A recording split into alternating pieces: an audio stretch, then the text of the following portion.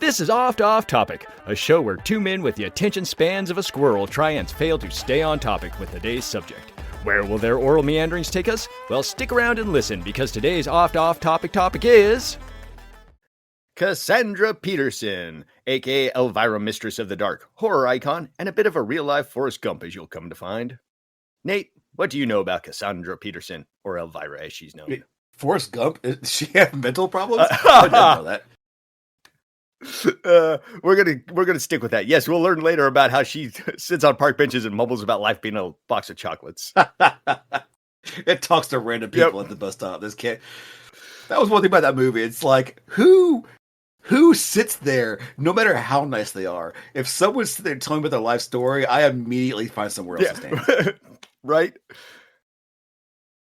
But anyway, with Elvira, I mean, I know who she is. I've never seen any like movies or like anything that's focused around her. I've seen her in cameos and things like that. And of course, boobs. I mean, as a boob guy, that's just, I mean, immediately just, and I mean, that was the point, you know, about Elvira. It wasn't like she was hiding them. It wasn't like, oh, here's this Mistress of the Dark who happens to have large breasts. It's more like, hey, there's large breasts attached to an Elvira. Yeah, there's large breasts attached to this vampire woman. Right. Yeah. Well, was she a vampire? I mean, I'm sure. No, she wasn't a vampire. She was we'll get into that later. Sort of originally she was kind of supposed to be, but it changed a little bit. Yeah, it's like I always felt it was implied, but she wasn't. Yeah. We'll talk about that later. A lot later, actually, because we gotta get through her childhood first. But childhood. Yay. I pretty much know the same thing about you. It's like I remember seeing her movie back in the late 80s, and I really liked it. But outside of that, I never saw her original Leo horror show series where she did movies and any of the other stuff. I just mainly remember from that one movie and a whole lot of cameos, especially around Halloween. She was everywhere around Halloween. Are you ready, Nate? Are you ready to learn? I'm ready. Let's do this. Cassandra Peterson was born September 17th, 1951, to parents Phyllis and Dale Peterson in a hospital in the small town of Manhattan, Kansas. Cassandra was named after one of her mother's teachers, whom her father had also dated at one point. Figure that one out. Kind of makes you wonder who came up with the idea for the name. Was it the mom being like, hey, we should name it after this teacher I liked? Or was it the dad being like, hey, we should name this after the teacher I liked? Come to find out later, she's like, wait a minute. However, Cassandra's immediate and extended family actually resided in teeny tiny rural Randolph, Kansas, some 25 miles away on the family farm that they took over from Cassandra's grandparents. Manhattan was just the nearest hospital they could get to, so that's how small and podunk this tiny little town that they grew up in was. They attempted to grow... Oh, yeah. Huh? I was like, oh, yeah, Kansas is one of those states that you forget exists until you do. Until someone's mentioned either Wizard of Oz or, like, you're going down and, like, listing the states in America. Exactly. So... I'm sorry for anybody who's listening in Kansas. I mean, sure, it's a lovely state. I've driven through it once. It was fun. Yeah, a lot of cornfields, I would guess. I'm just talking about. Yeah, I'm just talking about for me personally, the people I know. I have very rarely has anyone uttered the name Kansas outside of Wizard of Oz. The main question people ask in Kansas is how to get away from Kansas. The family attempted to grow Milo, a type of animal feed, and failed. They then tried raising livestock, which also failed when a cold snap killed off all their cattle. As everybody that tries it finds out, farming is very difficult. And Cassandra's mother was eventually like, I don't want to do this farming life. You're getting a real job, sir.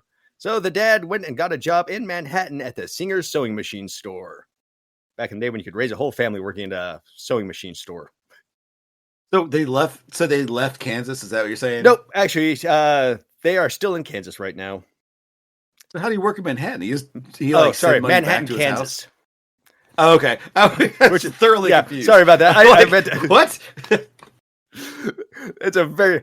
Sorry, family. I've got my work week. I'll be back in a month.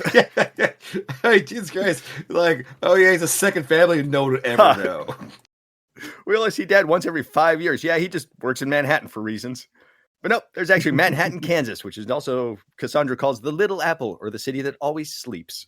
We fast forward to the first big event in her life, Good Friday, 1953. While her father was gone at work and her mother distracted doing Lord knows what, then 18-month-old Cassandra went into the kitchen and proceeded to pull a chair over to the stove where a giant cast iron pot full of boiling eggs was sitting. Cassandra climbed up on the chair, and I'm guessing in an attempt to pull herself up higher, pulled the giant pot of boiling water down upon her, melting the hair off her head, fusing her eyes shut, and giving her third-degree burns over a third of her body. Not good times. Ooh. Yeah, her mother heard the screaming and came into the kitchen to see the child writhing in agony on the floor. Her mother proceeded to do the old farmer's trick of dealing with burns by proceeding to slather lard all over Cassandra's body. This actually did far more harm than good, as it resulted in even more skin being pulled off the body as she tried to smear it on. It was like, hey, I'm going to smear lard on here. Oh, wait, your skin's coming off, kid. Oops. And of course, I mean, I complain about boomers all the time, and I think, Elvira's a boomer. But I mean, the generation before hers was worse. Yeah. Like, they were just kind of like, oh no, Timmy died. Oh, well, throw him on the pile. Let's go make another one. Yeah. Well, remember I said the nearest hospital was 25 miles away? Well, the mom tosses the kid in the family station wagon, and off they go down a bumpy, dirty road the entire drive. Back then, conventional wisdom was that if you had third-degree burns over 25% or more of your body, then that was the end of you. Infection would spread and take you down in what I assume would be a horrifyingly slow and painful way to go.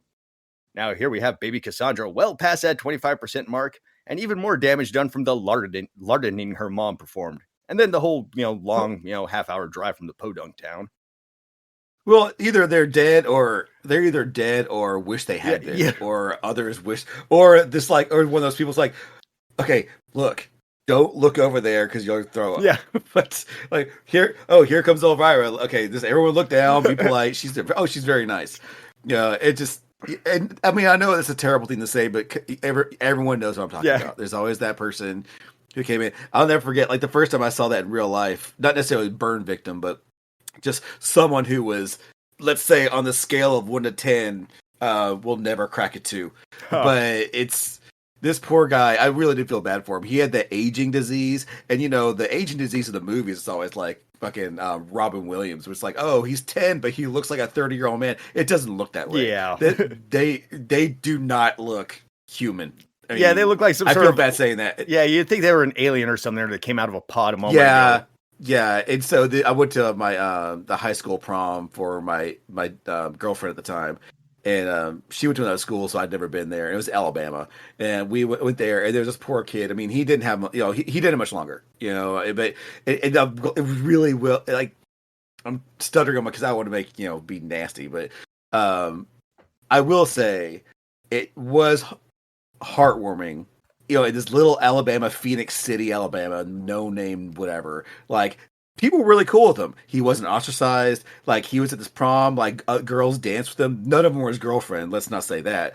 But he was actually not shunned. He wasn't sent to the bell tower to be locked away during the day. Yeah, and I really appreciated that. I appreciated that because he was what he was. Was it one of those when everybody's at earshot, one would grab me like, hey, you want to come see the town freak? Come here. I mean, that's entirely possible. That's that way. The best thing in this town is the town freak. Because I didn't really talk to anybody. I talked to my date, I talked to her sister, and that was pretty much it because I didn't know anybody there. And I didn't really want to because I knew I was never coming back. It's like, you go to somewhere where, hey, every single person in this place can die tomorrow, and you would never know. Yeah. Because it wouldn't impact your life at all. And that's basically what happened. And so I just had that one interaction, and it was really heartwarming to see that. But at the same time, like, ew. he was dying a virgin. That's just how it was. And I feel bad saying that, if that makes me a monster. Well, I wonder nowadays if something like that would be easier to get laid if nowadays with the internet, just put a picture out there and be like, hey, you want some of this? Anybody want to try a freak for once? But you know what? There's someone for everybody. I mean, seriously, there is someone for everyone, because I want you to just take a look around, even on the internet, and you can find the most disgusting, gross person out there, and you'll have a child. Yeah. It's like, and that's the one thing I don't get about incels. I'm like, okay, that's your fault. It's your fault. Look around. There are people out there who look horrific, and they're still getting some. It's attitude, man. Oh, it is 100% attitude. Yeah, you're an incel because you're an asshole. Yep. It's just like, once you get past that, you'll be fine. Just stop being an asshole. Don't be a dick. I mean, I'm socially awkward. I admit it. Yeah, but I know my where I am, and I'm socially awkward at first. Once I'm actually like get comfortable, I'm a lot more social and charming. That being said, there always be a little something with social awkward with, because for some reason I always end up saying something that I think is hilarious, everyone else thinks is horrific. So like I'm like, oh hey, joke, and everyone's like, oh my god, or hey, You can't say that kind of thing, and you're like, why? Oh wait. yeah, oh, here's this anecdote. I thought it was really funny. You know, like I remember one time I was in a group and I mentioned, oh yeah, there's a midget porn actor who looked like Gordon Ramsay. Like he would, yeah, like he got killed because he was in a what was it? He died in a den, or he was found dead in a what was the Drug den? beaver? Like not beaver. Oh. No, like a literal den. Like it was, like like a badger den kind of thing. Badger, yes, thanks. As I was looking for the badger, he was like died in a badger den. It's like that's hilarious. It's awful for that guy, but it's hilarious, and no one laughed. I was the only one that was hilarious. I'm like, come on, man! It's a Gordon Ramsay midget who got killed in a badger den. I mean, what the fuck? Did a badger kill him? Did a badger like attack him and drag him in there?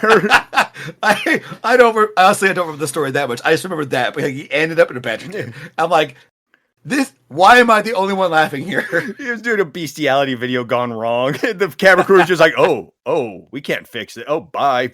Oh my god. This bestiality video has turned to a snuff film. We could charge more for this keep now. Rolling, yeah. Keep rolling. Yeah. We're killing two birds with one stone here. We can make tons of money. Real quick, I apologize to the listeners. I'm sorry, that's my humor. If you can't get on board with that, then I don't know. I would appreciate you still listening, but this yeah.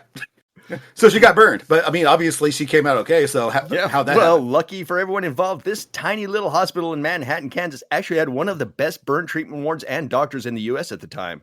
And on top of that, they just got access to new experimental penicillin treatment that they thought could do the trick. After some parental consent was given, they proceeded with the experimental treatments, and several touch-and-go days later, they deemed her a survivor. A little bit after that, she was healthy enough to undergo massive skin grafts, peeling skin from her stomach and thighs to be grafted onto her back, shoulders, neck, and ankles. Many weeks she was in the hospital and had to make many follow-up trips over the next couple of years, but she survived. This was actually Cassandra's first taste of fame, as both the injury and the recovery made the newspapers in the area. Inside her book, there's actually a little picture section, and they actually have a picture of the article in the book. And they got her birthday wrong. They said she was born on the 18th and not the 17th. Oh, yeah, funny. I was actually looking at the article. I'm like, wait a minute, that's wrong.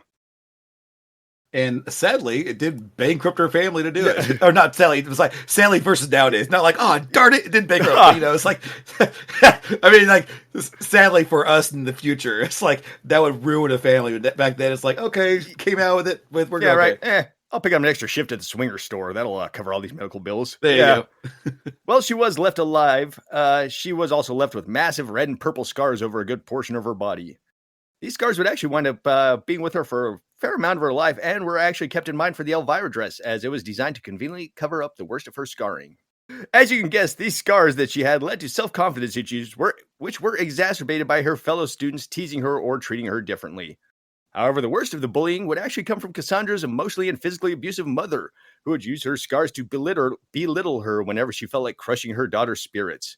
She would also make fun of Cassandra's ears, glasses, hairs, and would explain in great detail why all the boys didn't like her. That kind of fun emotional abuse. To what end? Obviously, this is not. She's not the only one that's happened to. It's just to what end? Yeah. Why? Like why? Bully's got a bully, dude. That's all I can think of. Yeah, I mean that's pretty much very it. True. Miserable on the inside, got to make everybody else miserable too. Yeah. And when the emotional abuse wasn't working, she'd occasionally slap around Cassandra too. So, naturally, the mom was very charming and fun around other people and other families, just not her own. However, Cassandra and her father, Dale, had a great relationship when she was a child, because her father, when she was in the hospital, swore up and down that if she pulled through, he would be the best dad ever for her and give her everything she ever wanted. And he would actually do his best to follow through on this too. You know, they would romp and play and go out and do stuff together, lay on the floor, watch Gunsmoke and the such. To young Cassandra, her father was everything to her. It should be noted, though, he was not like a perfect man by any means. He was an alcoholic who swore up a storm and liked to pick fights with pretty much anybody who looked at him funny. Cassandra remembers one time a dude was tailgating her dad really bad down the road. So her dad like pulled over on the side of the road and like did the motion, hey, pull over too kind of thing. And the dude did. Cassandra's dad just walked up and did that whole, roll down your window motion thing. And as soon as the guy did, he just started punching the crap out of the guy in the car. As Cassandra said, it's probably a good thing people didn't really carry guns back then. On another note, probably the reason people carry guns nowadays because people like her dad was going around punching people back in the day. So kind of a cycle there, I would think.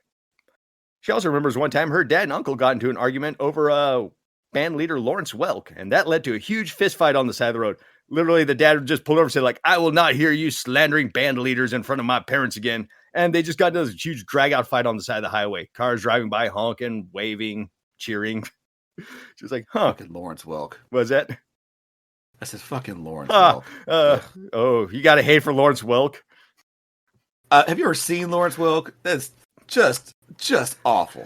I mean, just awful. I was forced to watch.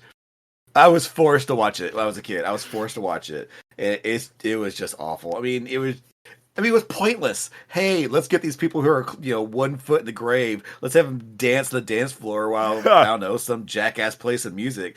It's just, oh man, it was like Soul Train for old white people. Soul Train for the World War II generation. Yes.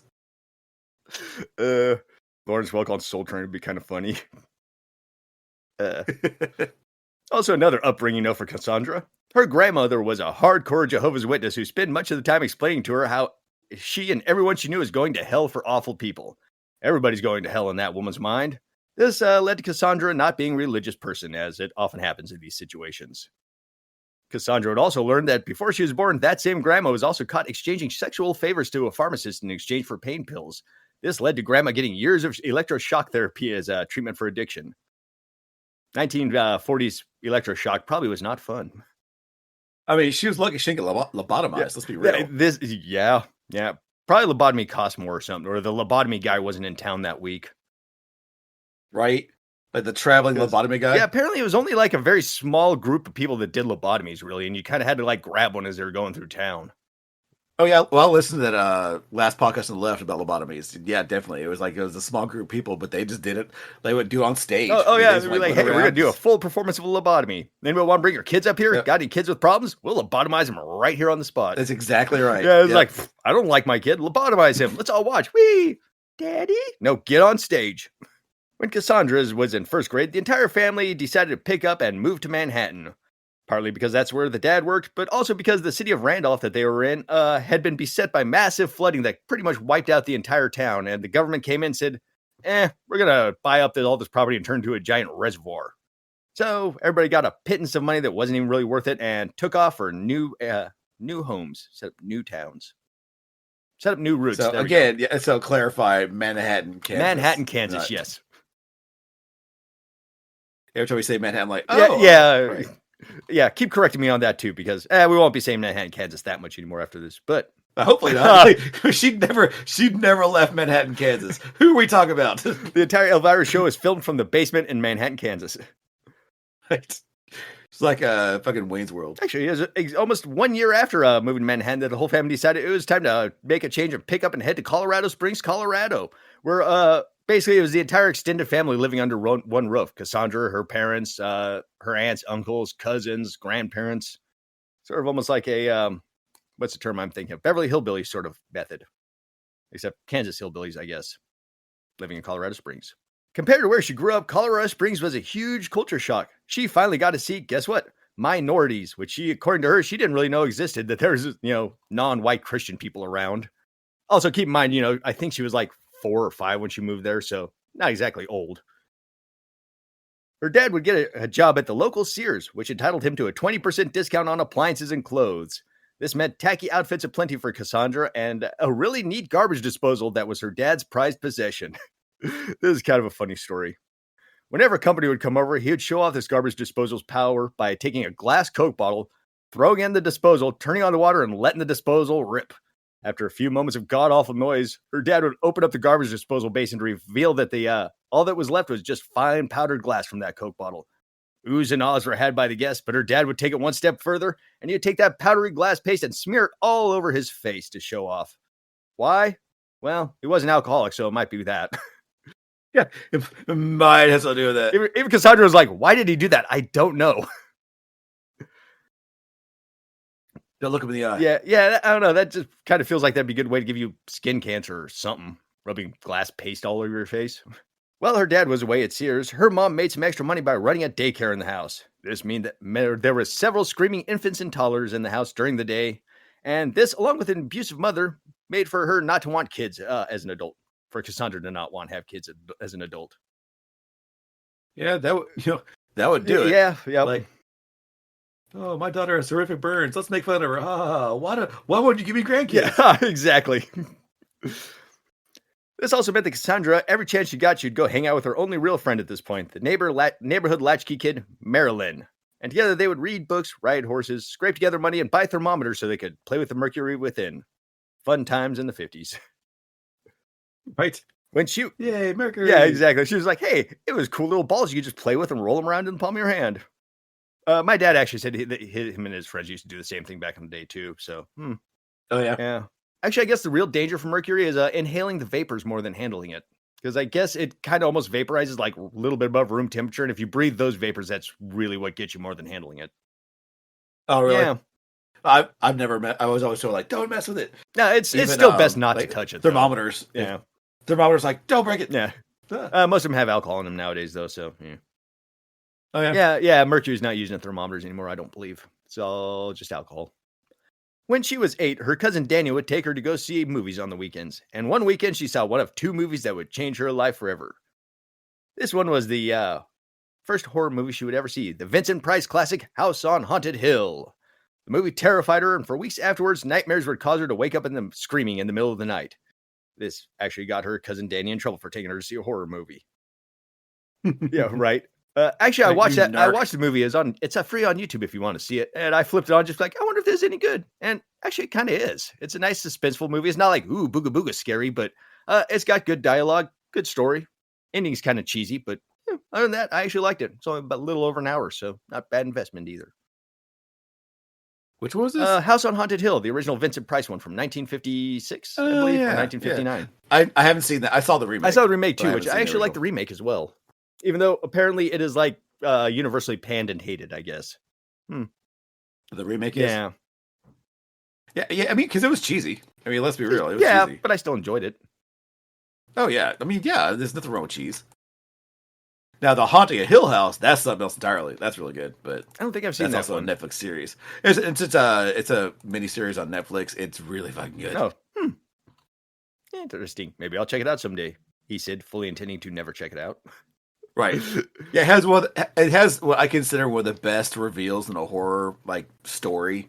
The murderer was you all along. Did they hold up like a mirror at the end and they're like, it was you? And you're like, my mind's blown. And you like ran out of the room crying. Not quite that good, but still it's pretty good.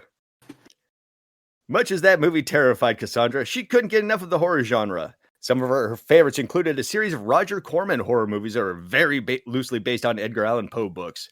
But they all had one thing in common. They starred her new hero and idol, Vincent Price. She loved Vincent. Let's be real. If it was a Corman movie, it was like a parody of a movie. I think some of the early Corman movies were he tried a little bit harder, but I'm not positive on that either. So maybe. Maybe. I just remember first what I saw was Death Race 2000. Yeah. And while it's still it's entertaining, but it was awful. That might have been Roger Corman's I don't give an F phase. Who knows? Who knows? Cassandra loved Vincent and how effortlessly he could play the anti-hero in any movie. Be a convincing villain no matter the situation. She would often daydream that she was being chased by a knife-wielding Vincent Price throughout the house because, hey, what'd be cooler than being killed by the one and only Vincent Price? Yeah, if you were going to get killed by one horror icon, Vincent Price would probably be one of the cooler ones because at least you get like a cool monologue out of the deal. Yeah, he's pretty sweet. Yeah.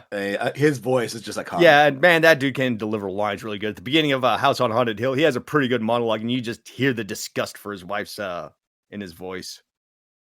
I'll be honest with you, like I'm just a bit surprised. I'll be honest with you. To find out he was straight surprised me. Oh yeah, he's married like 3 or 4 times, and also released. Oh He yeah, released 4 cookbooks, which I kind of want to check out. huh? Yeah, who'd have thought?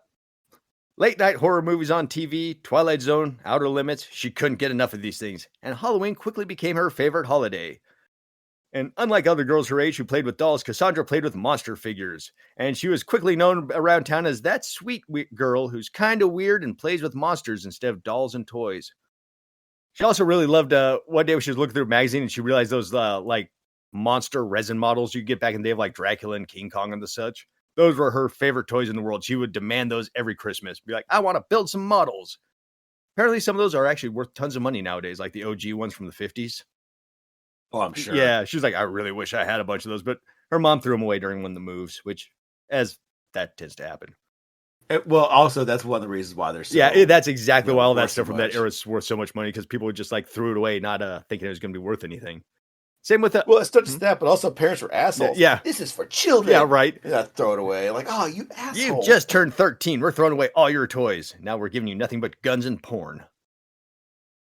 Just like my father did back in the day. My father threw away my toys. Like, that toy was $1 million. Yeah. Oh. Well, that's kind of what happened with a lot of the video games nowadays. The old NES games are worth a ton of money. Yeah. Yeah. Yeah. As luck would have it, not long after this new love of Halloween formed, Cassandra's mom would give up the daycare gig and, along with her sister, with Cassandra's aunt, that would open up a successful costume shop in town. Now, young Cassandra had access to the best costumes in town to dress up for Halloween. Other kids got cheap polyester and plastic costumes, but not Cassandra. She got the good stuff. One year, she actually put together a costume and dubbed herself the Queen of Halloween for the year. That's some pretty good foreshadowing there, I feel like.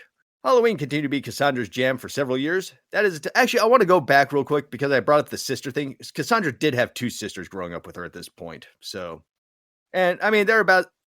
Was she the oldest, or is she just? I only mentioned that because I think she's the oldest. Okay, I only mentioned that because when you talk about like this other story, when even when she got burned, you didn't mention any other kids. Yeah, I mean, not that it was really pertinent to the story. I just still no, that's a good thing to bring up. I'm pretty sure she's the oldest because later in the book she did refer to as her kid sisters. I think. Okay, because there's little side stories with them coming up later. Halloween continued to be Cassandra's jam for several years. That is until the 1-2 punch of puberty and Elvis hit her. Along with breasticles came a new outlook on life. Out went the interest in monsters and in with more adult interests like boys and makeup.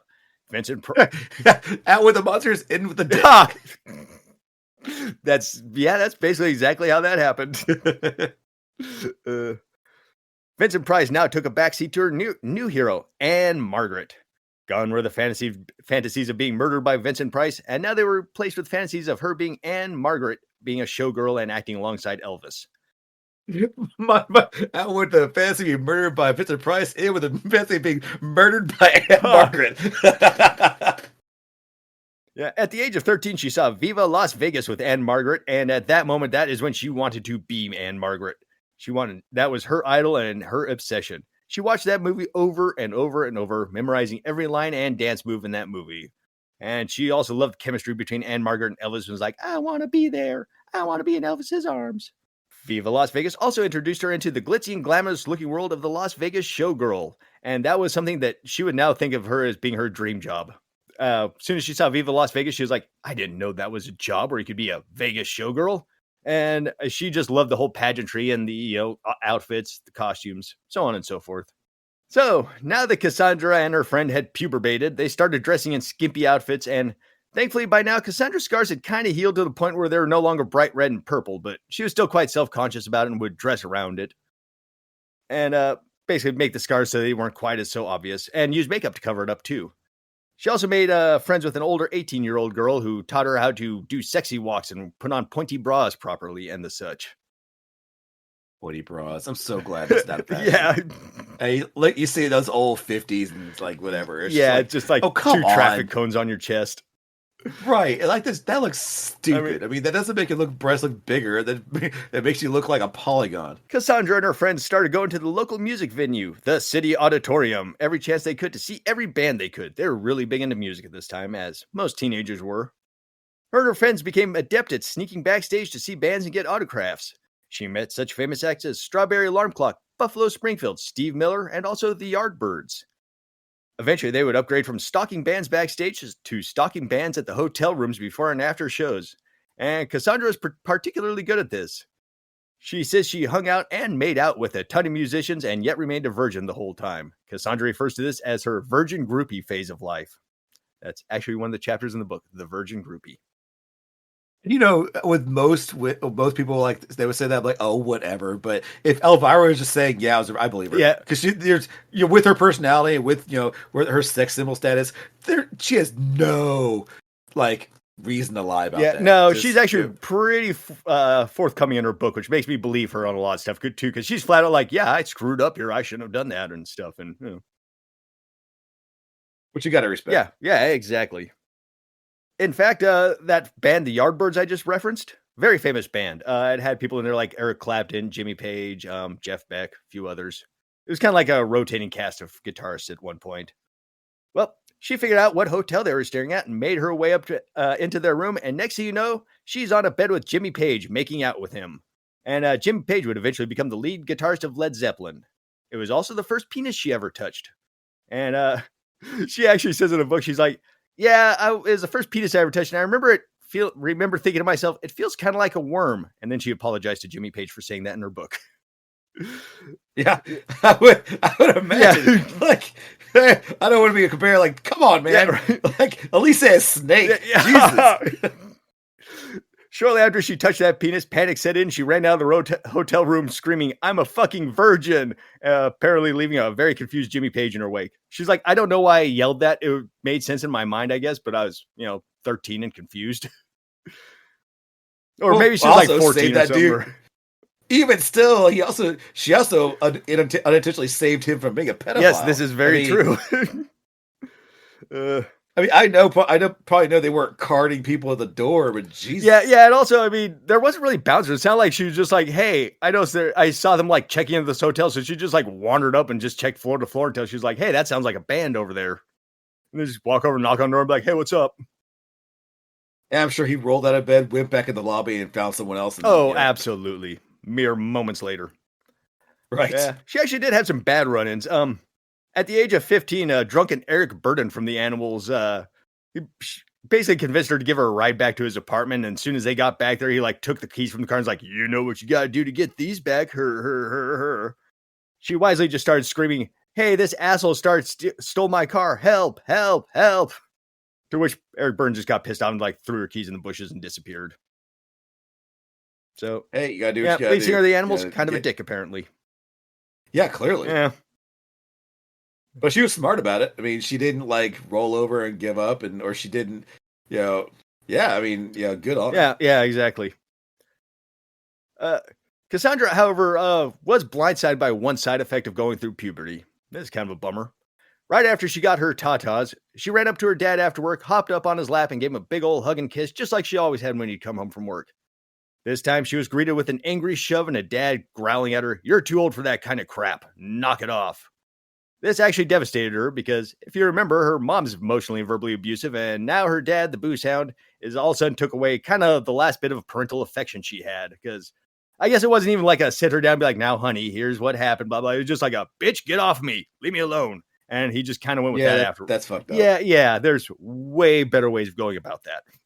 Oh yeah, I got 3 daughters. Yeah. There is no world I would ever do that. Yeah, right. That's just fucked up. All right, we are currently in 1965, and when she was 14, Cassandra would frequent a 21 and under nightclub called Hullabaloo, where she loved to dance the night away. One night, Club Hullabaloo had a go-go dancing contest, urging teens to dress up in go-go boots and show their stuff for prizes, and the prizes for the winners. Yay! Prizes, precisely. Yeah. So Cassandra entered the costume with the best outfit her mom's costume shop could and danced her heart out, only to come in second place to an older girl and her shocking outfit that featured a bare midriff. Scandalous. The first place got a new wardrobe. Yeah, right. Bare midriff, burn this place to the ground. The winner got a new wardrobe from JCPenney and a ride in a parade. Neat.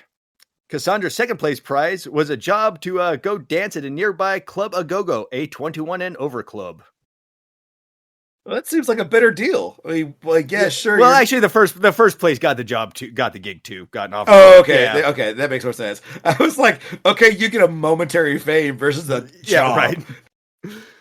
Cassandra jumped at the chance for this gig and had her mom put together some go-go dancing outfits for her. And as of now, during the day, Cassandra is attending junior high school, and at night, she's in a glass cage dancing for middle-aged businessmen.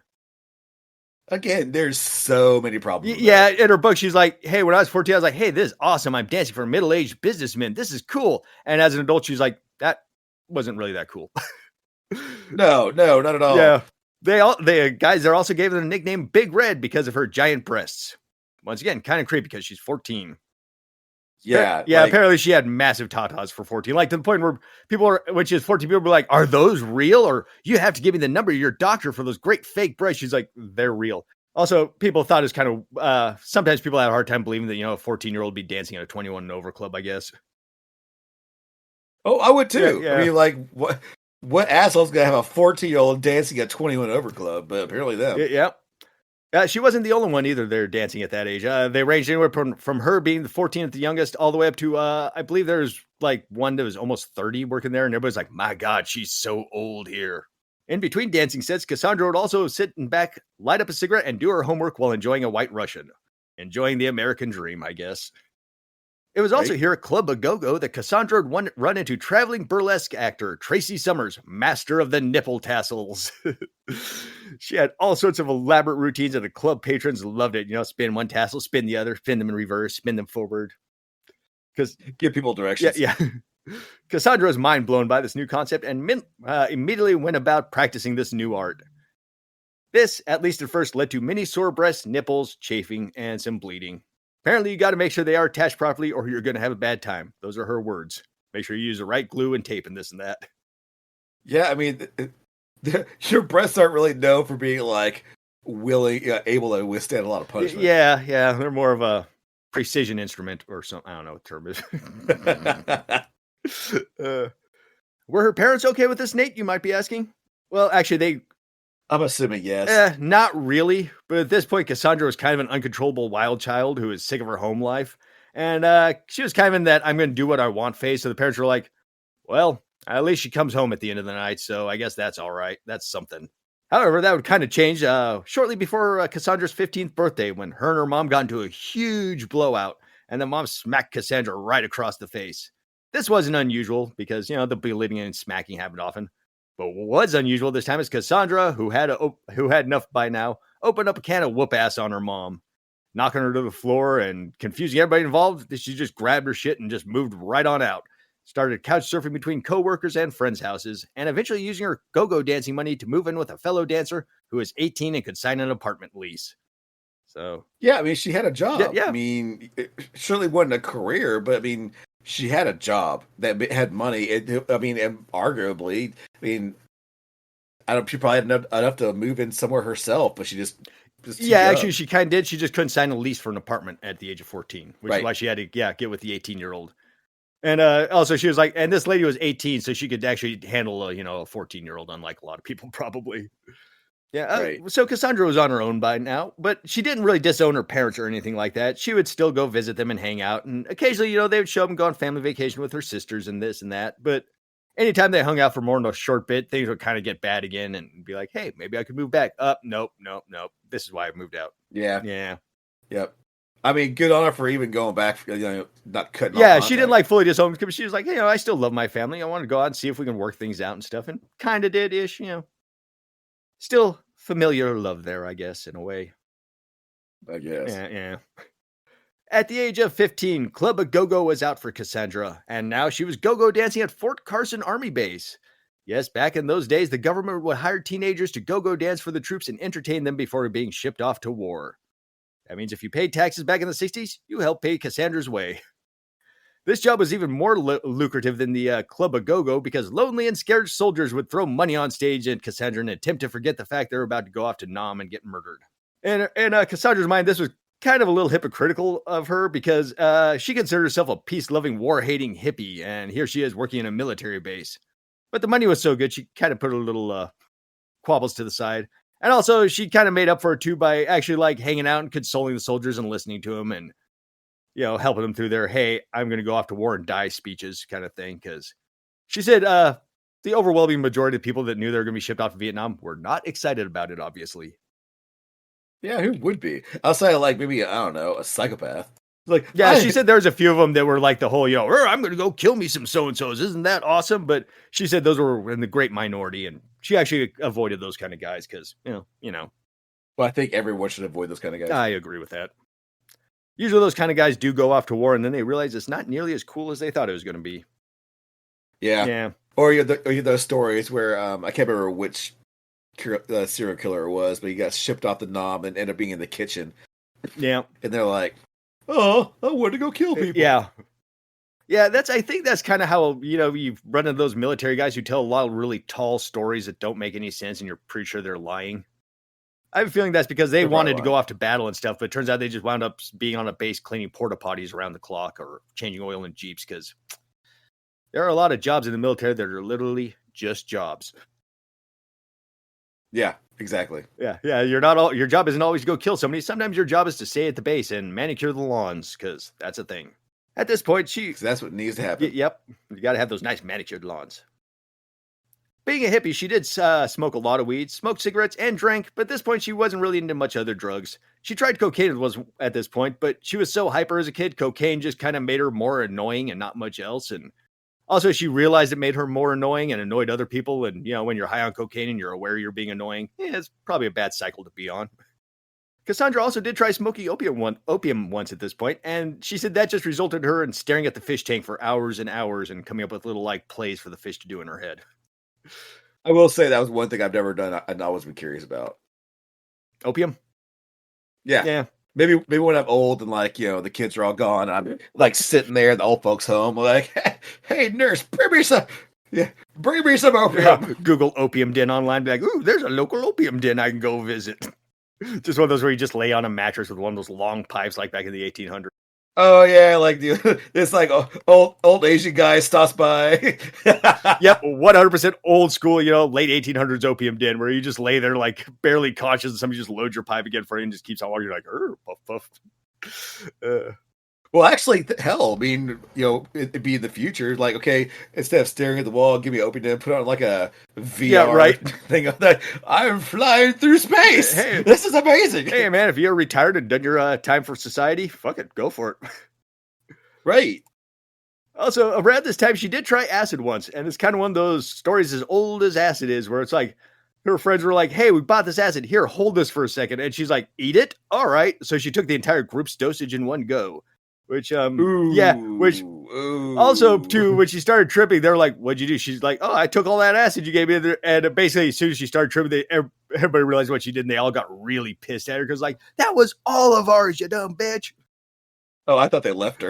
No, actually, yeah. Eventually, they were like, okay, we're done dealing with you. So they literally took her back to her parents' house and dropped her off, where she was like, that was the worst place to put me. Right? Yeah. And I guess, yeah, she basically somehow managed to sneak her way past her parents and go hide in the basement where a dog came up and tried to cuddle with her. And then she looked at the dog and realized the dog didn't have a head and a butt, but two butts instead. And that freaked her out and ruined the rest of her night. She's like, ooh, my dog's coming to cuddle with me. Oh, God, it's a freak. But, I mean, I guess two butts is worth oh, my God, razor sharp teeth in the butt or something. I don't know. One day on her way home from working in Fort Carson, Cassandra decided to stop by a local club for the first time, the Purple Cow. Here, Cassandra would meet a group who would change her life forever, drag queens. She loved the showmanship of the drag queens. She loved the outfits, the bravado, everything about it, the song, the dance routines. It kind of reminded her of the whole Anne Margaret Viva Las Vegas setup. She would eventually become good friends with the drag queens working here, and they gave her a side gig dancing there as well, to be on top of her Fort Carson dancing gig. While she was working there, she would learn everything the drag queens would teach her. How to lip sync, how to dance, how to do wigs, how to dress herself. And basically, this is where she learned how the Elvira look. And because... Do you really need to learn how to lip sync? I mean... actually, yeah, you kind of do. I mean, if you want to do it with panache and style. I guess. I mean, okay, fine. So anyways, because of... basically, she was taught all this kind of stuff by drag queens, she considers Elvira a drag act. So if you ever hear Elvira referred to as a drag queen, it's true. Not because Cassandra's a man. Yeah, fair enough. Yeah, Because basically, I mean, in her mind, drag is not a man dressing as a woman. It's taking on an alter ego that you perform under, which, hey, works for me. I mean, it works for me, and I mean, yeah, I mean, it's Elvira. You look at the drag queen, you look at Elvira. It's just like there's not much of a leap there. Yeah, absolutely not. 1968, Cassandra buys her first car with her go-go dancing money, a new 1969 VW Beetle, orange. She would drive this car anywhere and everywhere and would even still have it when she got the Elvira job. She would sell the car shortly thereafter getting the Elvira job, a decision she greatly regrets. She bought it with a check, too, just outright with cash. That's how much money she's making a go-go dancer. She was like, oh, here's a check. Bye, thanks. 1968 and go-go dancing high schooler Cassandra Peterson uses money she saved dancing for the troops and goes on a school-sponsored art history trip to Europe, where she would travel and see the sights and think to herself, boy, it would be neat to live here, before heading back to the States. This is more foreshadowing. And that's going to do it for our first episode on Elvira, Mistress of the Dark. Next episode, Cassandra starts hobnobbing with the stars and even makes her way to Las Vegas. This and more next week on Off Topic. This is where the ending jingle goes. This is where the ending jingle goes. I don't know if we need one. I don't know if we'll get one. But if we do, then here is where it goes.